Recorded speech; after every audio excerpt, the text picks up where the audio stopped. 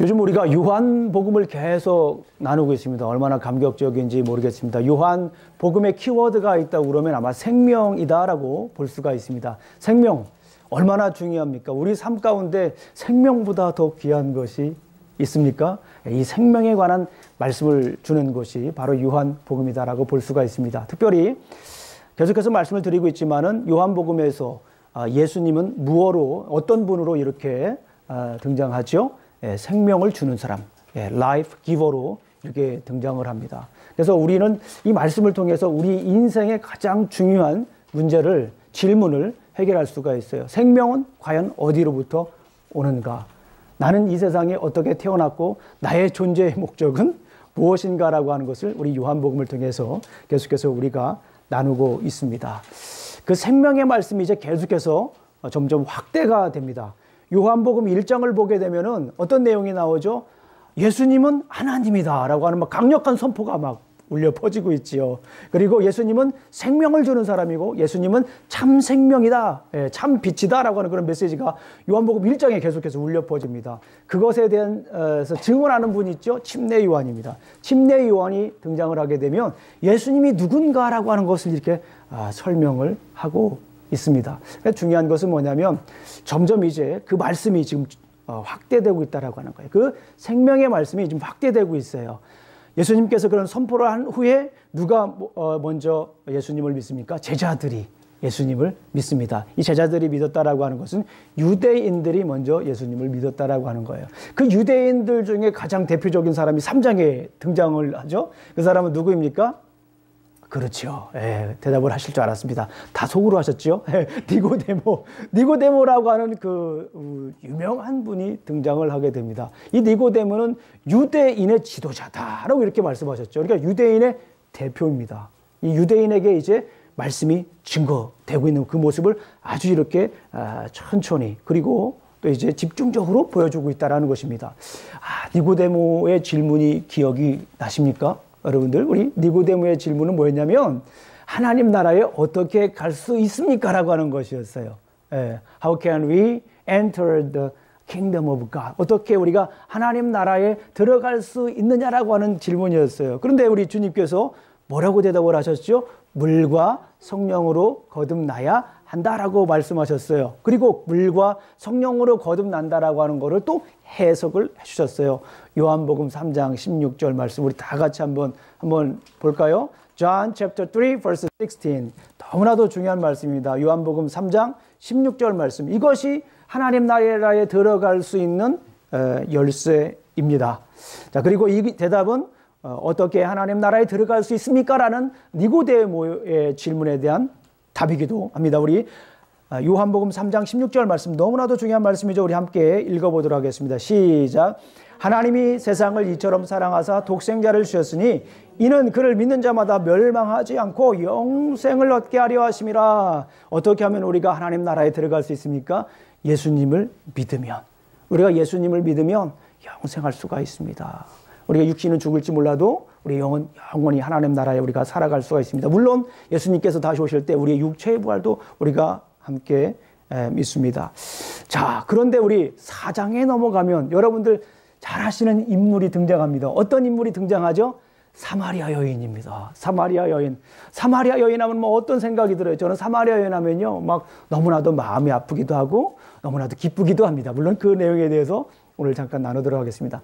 그런 제 질문이 하나 생겼습니다. 그럼 3장과 4장은 어떤 관계가 있을까라는 질문이 생겼어요. 3장과 4장은 어떤 관계가 있을까? 그 연결고리는 바로 하나님 나라였습니다.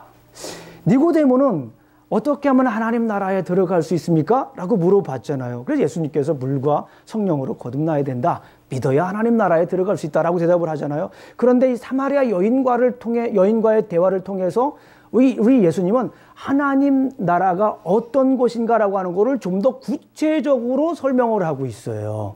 자, 하나님 나라가 과연 어떤 사람이 들어갈 수 있는가라고 하는 것. 그리고 하나님 나라는 어떤 곳인가라고 하는 것을 조금 더 구체적으로 설명을 하고 있다는 것을 생각이 들었습니다. 자, 그러면서 저에게 떠오른 키워드가 하나 있었습니다. 그 키워드는 뭐냐면 편견이라고 하는 거였어요. prejudice. The keyword of John chapter 4 is the prejudice or bias. 이 편견이라고 하는 거였습니다. 우리 예수님은 이 편견이라고 하는 것을 깨시면서 하나님 나라가 어떤 곳인가라고 하는 것을 보여주고 있다라고 하는 거예요. 이것이 이해가 되면 오늘 설교는 다 끝난 겁니다. 저는 이렇게 해석을 했습니다. 자, 그러면 이것에 대해서 조금 더 구체적으로 우리가 함께 나누어 보도록 하겠습니다. 자, 예수님은 어떤 편견을 깨셨을까요? 예수님이 편견을 깼습니다. 그 편견은 뭐냐면 지역의 편견을 깼습니다. 그리고 두 번째는 무엇에 대한 편견을 깼습니까? 사람에 대한 편견을 깨면서 하나님 나라를 선포했어요. 세 번째는 뭐냐면 주권에 대한 편견을 깨면서 하나님 나라를 선포했습니다. 제가 이렇게 캐러고라이즈를 만든 이유가 있습니다. 뭐냐면요, 나라라고 하는 데 있어서 중요한 요소가 뭐죠? 나라가 되기 위해서 중요한 요소가 뭐가 있습니까? 나라에 대한 중요한 요소, 첫 번째 영토가 있어야 됩니다. 두 번째는 뭐가 있어요? 백성이 있어야 됩니다. 자, 우리 초등학교 때 공부를 열심히 하신 분들은 막 팍팍 나오죠. 마지막으로 뭐였습니까? 주권이었습니다. 이 세 개가 있을 때 우리는 나라가 될 수 있다라고 합니다. 그런 관점에서 하나님 나라의 지역, 하나님 나라의 영토는 어떤 것인가? 또 하나님 나라의 백성들은 어떤 것인가? 하나님 나라의 주권은 어떤 것인가? 라고 하는 것을 보여주십니다. 이 사마리아 여인과의 대화를 통해서 특별히 그들이 가지고 있는, 당시 유대인들이 가지고 있던 이 편견들을 깨부시면서 우리 예수님께서 이 하나님 나라에 대해서 설명을 하고 있다고 하는 것입니다. 자, 지역의 편견을 깨셨습니다. 우리 예수님께서는요, 지역에 대한 편견을 깨셨습니다. 여러분들 사마리아 지역 잘 알고 계시죠? 사마리아가 어떤 지역입니까? 아름다운 곳입니까? 당시 사람들이 여행 1순위였을까요? 휴가지 1순위였을까요? 그렇지 않았습니다. 사마리아라고 하는 지역은 당시 사람들에게 아름다운 지역은 아니었어요. 가보고 싶은 그런 지역은 아니었습니다. 반대로 말하면 좀 가고 싶지 않은 그런 지역이었습니다. 왜 그러냐면요, 여러분들 역사적으로 보게 되면은 이제 북이스라엘과 남유다가 갈리는 때가 있습니다. 이때부터 막 헷갈리는 분들이 있어요. 잘 들으시면 됩니다. 여러 번 들으시면 돼요. 통일왕국에서 이제 분열왕국으로 됩니다. 이제 첫 번째 이스라엘 통일왕국의 누구였죠? 사울. 두 번째 누구였습니까? 다윗. 세 번째 누구였죠? 솔로몬. 이 솔로몬 이후에 이제 나라가 두 나라로 갈립니다. 이제 남쪽에는 르호보암이라고 하는 왕, 북쪽에는 여로보암이라고 하는 왕이 생기는데요. 이 여로보암이라고 하는 사람은 솔로몬이 성전을 지을 때 감독하던 사람인데 반역돼가지고 이제 나라가 세워집니다. 그래서요, 이 북이스라엘은 배도의 나라이다. The Northern Kingdom is a hotbed of apostasy라고 이렇게 얘기를 할 수가 있어요. 배도의 중심지였다라고 이렇게 얘기를 할 수가 있습니다. 뭐 역사적으로 봐도 그렇죠. 그리고 이곳은요, 우리 계속해서 역사서를 보신 분들은 아시겠지만 북이스라엘 왕들이 나오면 좋은 왕들이 나올까요? 나오지 않을까요? 대부분 다 하나님을 멀리했던, 그러니까 우상을 섬겼던, 산당을 지었던 그런 왕들이 북이스라엘의 왕들이었습니다. 그만큼 우상을 섬겼던 나라이지요. 그리고 두 번째, 이제 586년에 포로로 이제 끌려갑니다. 이제 남유다도 멸망을 해서 포로로 끌려가죠. 그리고 포로로 끌려갔을 때에 모든 사람들이 다 바벨론으로 가는 게 아니었어요. 이 예루살렘 지역에도, 이 근처에, 이 유다 지역에, 또 이 사마리아 근처에 살고 있던 사람들이 있었습니다. 근데 그 사람들이 거기에서 이제 통혼을 했어요. 지금은 그렇지 않지만 그때 당시에는 이 가나안 사람과 결혼을 하게 되는 것은 굉장히 좀 순수성을 잃어버린다라는 그런 생각을 가지고 있었어요. 지금은 그렇지 않지만 그때는 그랬습니다. 그래가지고 사람들이 이 사마리아 지역을 그렇게 존경하지 않았습니다. 좋아하지 않았습니다. 그런데 오늘 본문에 보니까 예수님께서 이제 침례를 많이 베풀고 이제 인기가 높아집니다. 그러니까 예수님께서 그런 생각을 하신 것 같아요. 여기에서 괜히 유대 지도자들과 또 갈등을 일으킬 필요 없겠다 싶어가지고 이제 갈릴리 지역으로 예수님께서 가려고 합니다. 그런데 당시 사람들은 이 갈릴리, 이 예루살렘 지역에서 갈릴리로 갈 때에 사마리아를 거쳐서 가지 않고 어떻게 했습니까? 저 요단강 쪽으로 이렇게 우회해서 가는 것이 일반적인 경로였습니다. 그런데 예수님께서는 어떻게 해요? 이 사마리아라고 하는 지역으로 가신다라고 하는 거예요. 이것 자체가 우리에게 주는 메시지가 있어요. 어떻게 됩니까? 우리 주님은 하나님 나라에 대한, 이 지역에 대한, 특별히 지역에 대한 이 편견을 지금 깨고 있다라고 하는 걸 보여요. 그러면서 하나님 나라가 어떤 곳인가라고 하는 것을 지금 보여주고 있다라고 하는 거예요. 사마리아 지역으로 가시는 거예요. 사마리아 지역으로 가셨습니다. 이 자체가 무엇입니까? 지역에 대한 편견을 깨시면서 이제 복음을 증거하는 거예요. 하나님 나라에 대해서 설명을 하는 것이다 라고 이렇게 볼 수가 있습니다. 우리 사랑하는 성도님들, 본문 한번 우리 4절을 한번 읽어보겠습니다. Chapter 4, verse 4를 한번 보겠습니다. Chapter 4, John chapter 4, verse 4를 한번 읽어보겠습니다. 우리 다 같이 한번 큰 목소리로 읽어봅니다. 시작. 사마리아를 통과하여야 하겠는지라. 이게 누구의 말씀일까요? 예수님의 말씀이에요. 예수님께서 내가 그렇게 하겠다라고 하는 그 의지가 이 안에 담겨져 있어요. 그러니까 예수님께서 어떻게 하는 거예요? 나는 지역의 편견을 깨고 그쪽에 가서 하나님 나라를 선포하겠다라고 하는 그 의지가 이 안에 담겨져 있다라고 볼 수가 있습니다. 우리 사랑하는 성도님들, 우리는 지금 어디에 살고 있습니까? 아이, 목사님 너무나도 쉬운 질문을, 그런 질문을 하세요. 오스틴에 살고 있잖아요. 이렇게 얘기하시는 분들이 있습니다. 맞죠? 그러면 제가 한번 여쭤볼게요. 그럼 우리 하나님께서 이 세상에 정말 많은 나라가 있고 많은 도시가 있어요. 그런데 왜 하필이면 이 오스틴에서 살게 하실까요? 한번 생각을 해보십시오. 예. 그 생각하시면서 우리가 무엇을 떠올려야 될까요? 하나님 나라에 대해서 우리가 생각을 해 봐야 합니다. 우리 그리스도인은요, 우리 하나님 나라의 백성들은 그 어딜 가든지 하나님의 통치가 있는 곳이 어디입니까? 하나님의 나라인 것이에요. 우리는 지역적인 편견을 가질 필요가 없어요. 가끔 보게 되면은 지역적인 편견을 가지고 있는 분들이 굉장히 많이 있습니다. 제가 굳이 뭐 설명을 드리지 않아도요, 지역적인 편견을 가지고 어디 출신이야? 그러면 그때부터 편견을 가지면서 사람을 대하는 그런 모습들을 볼 수가 있습니다. 그런데 그리스도인들은요, 이런 생각을 가지면요, 정말 회개 많이 해야 돼요. 우리 주님이요, 우셔요. 이런 생각을 하시면. 내가 지역적인 편견을 가지고 있다라는 생각이 드는 순간 여러분들 그 자리에서 무릎 꿇고 기도하셔야 됩니다. 어떻게 된다고요? 무릎 꿇고 기도하셔야 됩니다. 우리는 어디에 살고 있기 때문에 그렇습니까? 하나님 나라에 살고 있기 때문에 그렇습니다. 여러분들 잘 아시는 다니엘 알고 계시죠? 다니엘 하면 떠오르는 것이 뭐가 있습니까? 댄, 그죠? 사자굴 속의 다니엘을 우리가 생각할 수가 있어요. 다니엘은 포로였습니다. 끌려갔잖아요. 젊었을 때 포로로 끌려갔어요. 그런데 다니엘서를 보게 되면은 다니엘을 통하여 일어난 놀라운 역사가 일어나는 것을 보게 됩니다. 포로로 끌려갔지만 그가 가는 곳이 하나님의 나라라고 생각을 했습니다. 참 다니엘서를 보면요, 너무 멋있어요. 제가 다니엘서를 굉장히 좋아하거든요. 다니엘서 1장부터 6장까지 보면 우리 대부분 다니엘서 하면 1장부터 6장까지만 보고 7장부터 12장까지는 뭐 잘 안 보시잖아요. 그런데 어쨌거나 1장부터 6장까지의 주인공은 여러분들 누구라고 생각하세요? 다니엘이긴 합니다. 그런데 저는요, 다른 관점으로 다니엘을 봅니다. 다니엘서 1장부터 6장은요, 그 다니엘이 등장을 하지만 주인공은 저는 이방 왕이라고 생각을 해요. 왜냐면요, 다니엘을 통해서 하나님 나라를 선포하는 게 아니에요. 가만히 성경을 한번 읽어보세요. 이방 왕들을 통해서 하나님 나라를 선포해요. 다니엘이 포로로 끌려갔기 때문에 아마 다니엘이 예언을 합니다. 예언을 이렇게 했겠죠. 여러분들, 하나님이 이 세상을 만드셨고요, 하나님이 이 세상을 다스리십니다. 여러분들은 살아계신 하나님을 섬겨야 됩니다 라고 이렇게 얘기를 하면 그래, 맞아 라고 끝났을 거예요. That's it. 왜냐하면 당연히 너네 나라, 너를 섬기는 그런 신이기 때문에 라고 끝냈을 거예요. 그런데 그렇지가 않아요.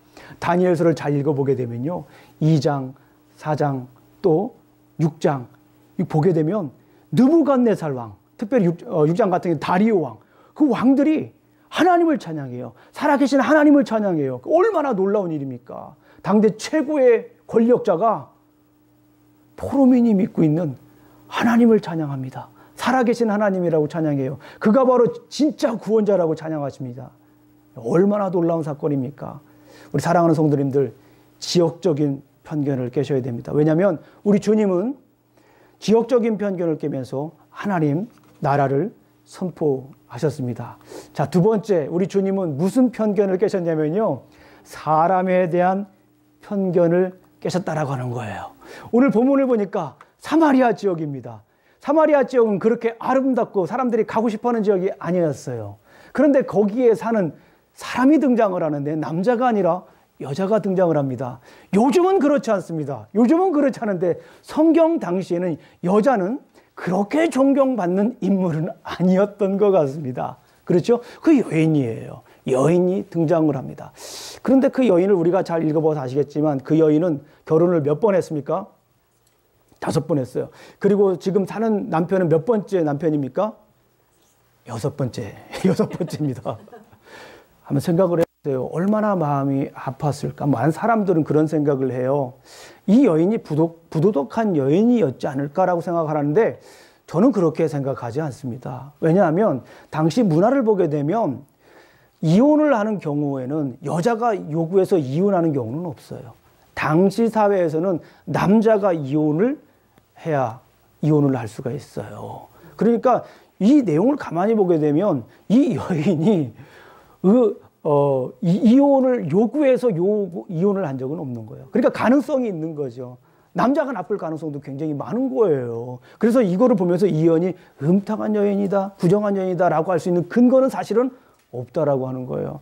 그 대신에 저는 그런 마음이 생겼어요. 이 여인의 마음을 보면서 너무나도 마음이 아프다.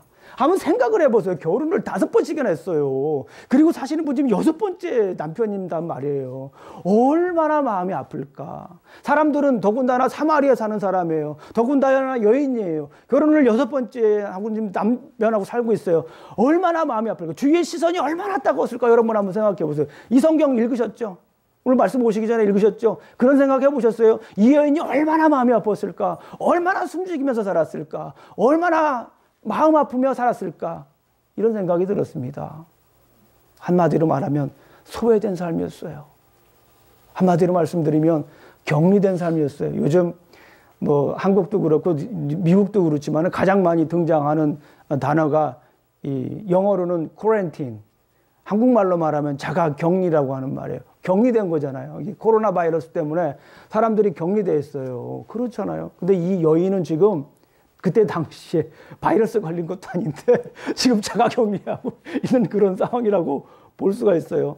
사랑의 결핍, 그죠? 신분으로부터의 격리, 관계로부터의 격리, 참 힘들었겠다라고 하는 그런 생각이 듭니다.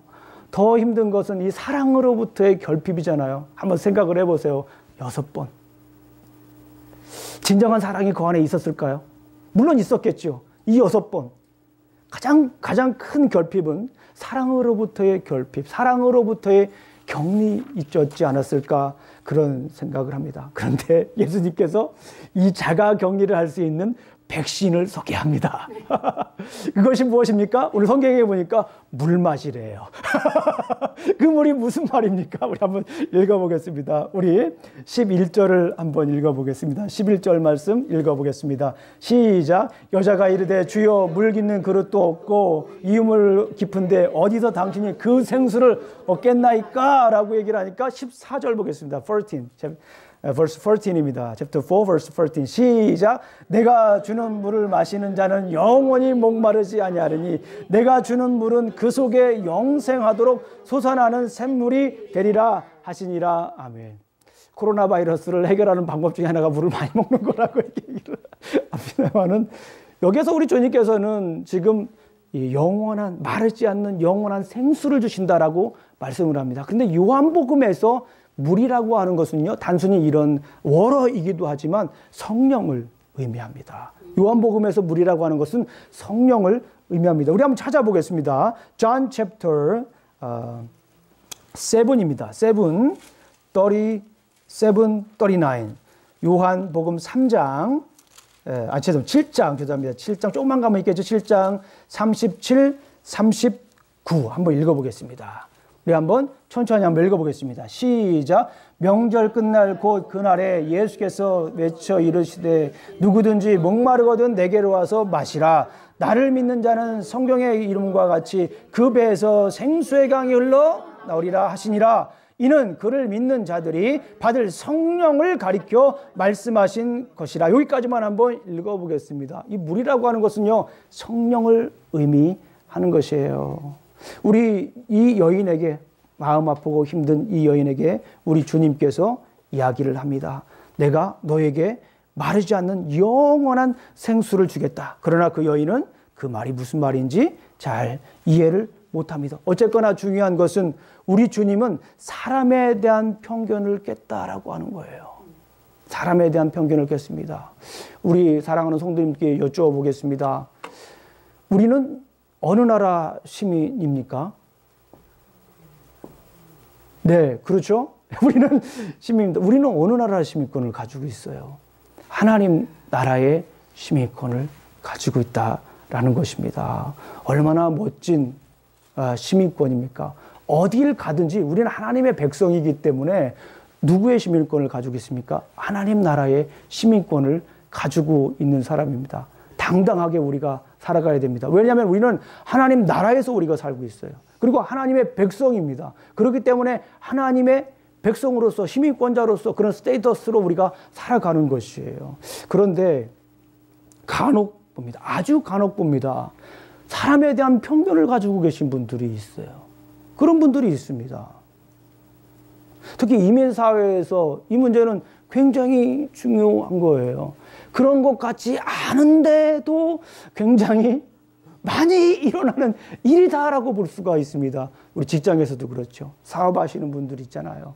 여러분 제가 뭐 굳이 말씀을 드리지 않아도 너무나도 잘 아실 겁니다. 그러나 정말 부끄러워하셔야 돼요. 내 마음속에 그런 생각들이 있다라고 하면 좀 부끄러운 마음을 가지셔야 돼요. 그리스도인으로서 부끄러운 마음을 가지셔야 돼요. 왜냐하면 우리는 그리스도 안에서 하나이기 때문에 그래요. 우리는 그리스도 안에서 하나님 나라에 지금 살고 있는 거예요. 그리고 하나님의 시민으로서 우리는 하나이기 때문에 그런 것을 우리가 이해해야 됩니다. 특별히 저는요, 특별히 이중문화 가지고 계신 분들에게 정말 큰 사명이 있다라고 하는 생각이 듭니다. 이중문화는요, PhD 디그리보다 더 훨씬 낫다고 저는 생각하는 사람 중에 한 명이에요. 우리가 어떻게 여러 가지 문화를 배울 수가 있습니까? 이중문화에서 자라신 분들은 그거는 삶 속에서 그냥 삶으로 배우는 거예요. 여러분들 영어를 아무리 잘해도 살면서 배우신 만큼은 못해요. 그렇잖아요. 그리고 그 한계가 있습니다. 단순히 이건 영어만이 아니에요. 그 문화도 있고요. 가치관에도 있고요. 굉장히 장점이 많습니다. 하나님께서는요, 이중문화를 가지고 계신 분들을 통하여 그의 나라를 점점 확대할 것이라고 하는 그런 계획을 가지고 계시는 것 같아요. 얼마나 가슴 벅찬 일입니까? 우리 사랑하는 성도님들, 우리는 그리스도 안에서 하나님의 한 시민입니다. 그리고 우리 특별히 이중문화를 가지고 계신 분들을 통해서 하나님께서 가지고 계시는 놀라운 일들이 우리가 기대가 됩니다. 또 다니엘을 얘기하지 않을 수가 없습니다. 저는 다니엘 좋아한다고 그랬잖아요. 다니엘도 일종의 이중문화에서 자란 사람이었어요. 그렇잖아요. 어렸을 때 끌려갔잖아요. 바벨론으로 끌려가가지고 거기서 훈련을 받았잖아요. 거기에서 이중문화를 다 경험을 하게 됐습니다. 그런데도 다니엘서를 읽어보면 다니엘이 사람에 대한 편견을 가졌더라라고 하는 그런 생각, 그런 얘기가 도무지 찾을 수가 없어요. 생각을 한번 해보세요. 우리나라를 막 무너뜨린 나라에 우리가 포로로 끌려갔어요. 그러면 거기에서 어떤 생각을 할까? 내가 열심히 해가지고 이 나라를 반드시 무너뜨리라.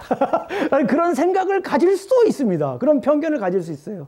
야, 저 사람은 우리나라를 무너뜨린 나의 부모와 나의 형제들을 다 이렇게 포로로 끌려간 그 나쁜 사람들이라고 생각할 수도 있습니다. 그런데 그러지 않았어요. 그 이유가 뭡니까? 하나님 나라의 백성으로 자랐기 때문에 그래요. 하나님 나라의 백성으로 다른 사람들을 다 봤기 때문에요. 그런 킹덤 퍼스펙티브. 따라해보세요. 킹덤 퍼스펙티브. 별로 안 좋아하시는 거예요. 다시 한번 큰 목소리. 킹덤 퍼스펙티브. 여기서 가스 킹덤이죠. 가스 킹덤 퍼스펙티브로 우리가 살아가야 돼요. 하나님의 퍼스펙티브를 가지고 우리가 사람들을 봐야 돼요. 우리가 그런 가치관을 보고 그렇게 바라봐야 돼요. 얼마나 아름다운 세상입니까? 그리고 얼마나 해야 할 일들이 많이 있습니까? 다니엘은요, 그 바벨론 사람들을 없애달라고 기도하지 않았어요. 오히려 그 사람들이 자기들을 죽이려고 할 때 하나님의 백성으로서 당당하게 살았던 것입니다. 하나님의 나라에서 물론 그가 살고 있던 지역은 바벨론이라고 하는 포로 지역이었어요. 1000km도 1000마일이죠. 1000km, 1000마일도 되는 여기서 뉴욕 정도 가져가는 그 먼 거리를 포로로 끌려간 사람이에요. 그럼에도 불구하고 거기에서 하나님 나라의 시민으로서 하나님의 백성으로서 그가 하나님의 말씀을 선포했던 것을 우리가 기억을 합니다. 얼마나 열심히 능력 있게 살았으면은 참 다니엘은 대단한 사람입니다. 바벨론 왕 누구죠? 느부갓네살. 예, 느부갓네살 왕이었습니다. 그리고 나서 벨사살이라는 왕이 있었고, 그 다음에 나라가 바뀌어서 페르시아였죠. 물론 이 페르시아의 왕 다리오가, 저는 역사적 인물 다리우스라고 생각을 합니다. 고레스 다음에 다리우스였잖아요. 그 왕이라고 생각을 하는데요. 근데 이 왕 때까지 그 나라에 굉장히 중요한 요직에 있었다라고 하는 거예요. 제가 계산을 한번 해봤습니다. 다니엘이 605년에 끌려갔어요. 그리고 다리오 왕의 원년이 522년입니다. 그러면 몇 년 동안 사는 거예요? 몇 년 동안 그 나라의 중요한 역할을 한 겁니까? 거의 80년, 90년 그렇게 위대한 사명을 감당했다라고 하는 것을 우리가 볼 수가 있어요. 우리 사랑하는 성도님들, 우리 예수님은 오늘 본문에서 보니까 사람의 편견을 이렇게 깨면서 하나님 나라에 대한 능력을 선포한 것을 봤습니다. 혹시 사람에 대한 편견을 가지고 있습니까? 좀 더 구체적으로 말씀드리면 인종에 대한 편견을 가지고 계십니까? 우리 굉장히 그런 편견을 가지고 있다고 그러면 아까도 말씀드렸지만 우리 주님이 우세요. 우리 주님이 땅을 치고 한탄하십니다. 우리 사랑하는 성도님들, 우리는 모두 그리스도 안에서 한 백성입니다. 하나님의 백성이에요. 하나님의 시민입니다. 하나님의 시민으로서 우리가 당당하게 살아가시기를 주님의 이름으로 축원합니다. 자, 이제 세 번째 마지막입니다. 세 번째 편견은 주권에 대한 편견을 깼습니다. 자, 이 부분은 조금 제가 고민을 많이 한 부분이에요. 원래 저에게 원초적으로 다가온 메시지는 예배에 대한 편견을 깨는 거였다. 메시지를 보니까 예배에 대한 편견을 깨는 것다라고 생각이 들었는데, 우리 나라라고 하는 큰 틀에서 한번 생각을 해보니까 주권에 대한 편견을 깼다라고도 볼 수 있고, 그렇게 해석할 수도 있다라는 생각이 들었습니다. 오늘 본문을 보니까 이 여인이 굉장히 외로웠던 여인이에요. 소외당한 여인이었습니다. 이 여인을 우리 주님께서 어떻게 해요? 찾아가셨잖아요. 다가가셨잖아요. 다가가셔서 이 여인에게 그 외로움을 해결할 수 있는 근본적인 치유책을 들려주셨습니다. 근데 이 여인은 그런 생각이 들었던 것 같아요. 저 사람이 대단한 사람이다. 보통 사람은 아닌 것 같다. 유대인 사람들이 사마리아로 지나가는 것 자체도 대단한 거고, 여인이 나에게 말을 거는 것도 대단하고, 얘기를 가만히 들어보니까 뭐 마르지 않는 셈 준다고 그러고, 이 대단한 사람이라고 생각을 한 것 같아요. 그래서 이 여인은 예수님을 선지자라고 부릅니다. 우리 한번 19절을 보겠습니다. 우리 요한복음 4장 19절 말씀을 한번 보도록 하겠습니다. 19절 말씀입니다. 시작. 여자가 이르되 주여 내가 보니 선지자로소이다. 예, 그래요. 이 여인에게 정말 필요한 것이 있었습니다. 그것은 뭐냐면 이 사랑에 대한 결핍. 아까 말씀을 드렸잖아요.